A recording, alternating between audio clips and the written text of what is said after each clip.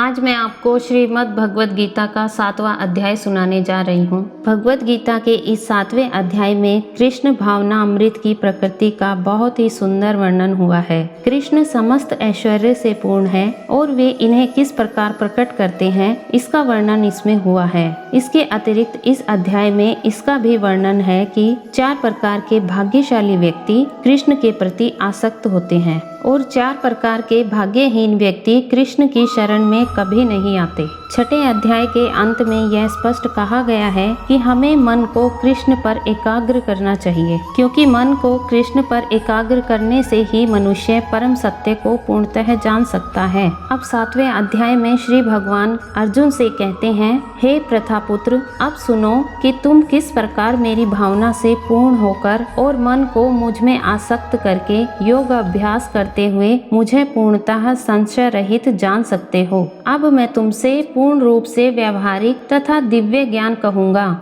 इसे जान लेने पर तुम्हें जानने के लिए और कुछ भी शेष नहीं रहेगा। अतः मनुष्य को इतना बुद्धिमान तो होना ही चाहिए कि वह समस्त ज्ञान के उद्गम को जान सके, जो समस्त कारणों का कारण है और समस्त योगों में ध्यान का एकमात्र लक्ष्य है। हे अर्जुन, कई हजार मनुष्यों में से कोई एक सिद्धि के लिए प्रयत्नशील होता है और इस तरह सिद्धि प्राप्त करने वालों में से विरला ही कोई एक मुझे वास्तव में जान पाता है। हे अर्जुन, मैं पृथ्वी, जल, अग्नि, वायु, आकाश, मन, बुद्धि तथा अहंकार, ये 8 प्रकार से विभक्त मेरी विभिन्न प्रकृतियां हैं। यहाँ भगवान के विभिन्न पुरुष अवतारों की शक्ति को प्रकृति कहा जाता है। हे महाबाहु अर्जुन, इसके अतिरिक्त मेरी एक अन्य अपरा शक्ति है जो उन जीवों से युक्त है जो इस भौतिक अपरा प्रकृति के साधनों का विदोहन कर रहे हैं। अर्थात मैं वही शक्ति हूँ जिसके कारण सारा संसार कार्यशील है।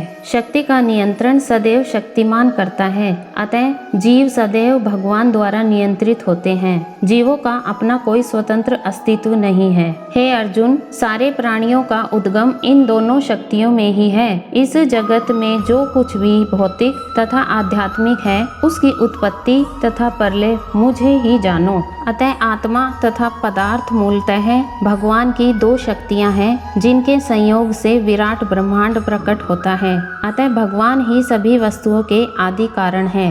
श्री कृष्ण कहते हैं, हे धनंजय, मुझसे श्रेष्ठ कोई सत्य नहीं है। जिस प्रकार मोती धागे में गुथे रहते हैं, उसी प्रकार सब कुछ मुझ पर ही आश्रित है। हे कुंती पुत्र, मैं जल का स्वाद हूँ, सूर्य तथा चंद्रमा का प्रकाश हूँ, वैदिक मंत्रों का ओंकार हूँ, आकाश में ध्वनि हूँ तथा मनुष्य में सामर्थ्य हूँ। मैं पृथ्वी की आद्य सुगंध और अग्नि की ऊष्मा हूँ। मैं समस्त जीवों का जीवन तथा तपस्वियों का तप हूँ। हे प्रथापुत्र, यह जान लो कि मैं ही समस्त जीवों का आदि बीज हूँ, बुद्धिमानों की बुद्धि तथा समस्त तेजस्वी पुरुषों का तेज हूँ। मैं बलवानों का कामनाओं तथा इच्छा से रहित बल हूँ। हे भरत श्रेष्ठ अर्जुन, मैं वह काम हूँ जो धर्म के विरुद्ध नहीं है। तुम जान लो कि मेरी शक्ति द्वारा सारे गुण प्रकट होते हैं, चाहे वे सतोगुण हो, रजोगुण हो या तमोगुण हो। एक प्रकार से मैं सब कुछ हूँ, किंतु हूँ स्वतंत्र। मैं प्रकृति के गुणों के अधीन नहीं हूँ, अपितु वे मेरे अधीन है। हे अर्जुन, 3 गुणों सतो रजो तमो के द्वारा मोहग्रस्त यह सारा संसार मुझ गुणातीत तथा अविनाशी को नहीं जानता। प्रकृति के 3 गुणों वाली इस मेरी दैवी शक्ति को पार कर पाना कठिन है, किंतु जो मेरे शरणागत हो जाते हैं वे सरलता से इसे पार कर जाते हैं। हे अर्जुन, जो निपट मूर्ख है, जो मनुष्यों में अधम है, जिनका ज्ञान माया द्वारा हर लिया गया है तथा जो असुरों की नास्तिक प्रकृति को धारण करने वाले हैं, ऐसे दुष्ट मेरी शरण ग्रहण नहीं करते। हे भरत श्रेष्ठ, 4 प्रकार के पुण्य आत्मा मेरी सेवा करते हैं, आर्त, जिज्ञासु, यथार्थी तथा ज्ञानी। इनमें से जो परम ज्ञानी है और शुद्ध भक्ति में लगा रहता है, वह सर्वश्रेष्ठ है, क्योंकि मैं उसे अत्यंत प्रिय हूँ और वह मुझे प्रिय है। निसंदेह यह सब उदार चेता व्यक्ति है, किंतु जो मेरे ज्ञान को प्राप्त है उसे मैं अपने ही समान मानता हूँ। वह मेरी दिव्य सेवा में तत्पर रहकर मुझ सर्वोच्च उद्देश्य को निश्चित रूप रूप से प्राप्त करता है। अनेक जन्म जन्मांतर के बाद जिसे सचमुच ज्ञान होता है वह मुझको समस्त कारणों का कारण जानकर मेरी शरण में आता है। ऐसा महात्मा अत्यंत दुर्लभ होता है। जिनकी बुद्धि भौतिक इच्छाओं द्वारा मारी गई है वे देवताओं की शरण में जाते हैं और वे अपने अपने स्वभाव के अनुसार पूजा के विशेष विधि विधानों का पालन करते हैं। मैं प्रत्येक जीव के हृदय में परमात्मा स्वरूप स्थित हूँ। जैसे ही कोई किसी देवता की पूजा करने की इच्छा करता है मैं उसकी श्रद्धा को स्थिर करता हूँ जिससे वह उसी विशेष देवता की भक्ति कर सके।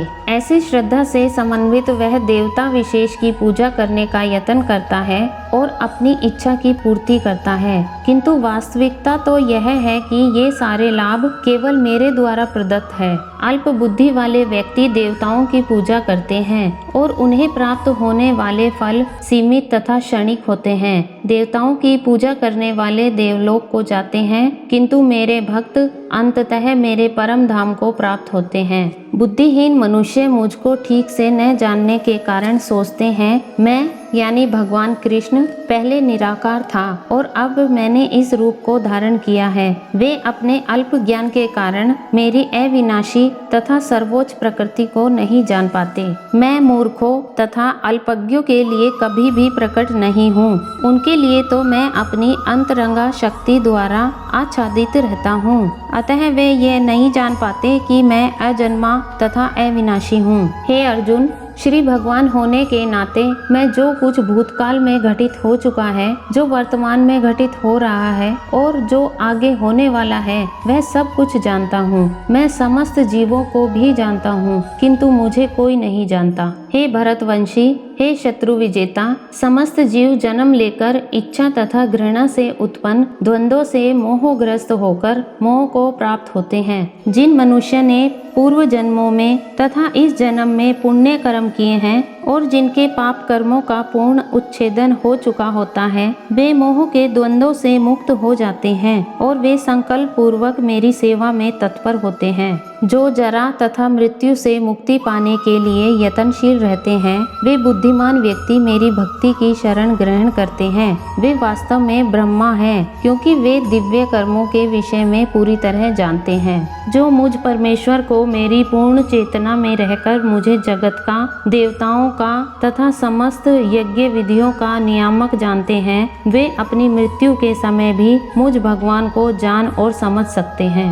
इस प्रकार श्रीमद् भगवद गीता के 7वें अध्याय भगवत ज्ञान का भक्ति वेदांत पूर्णतः समाप्त हुआ।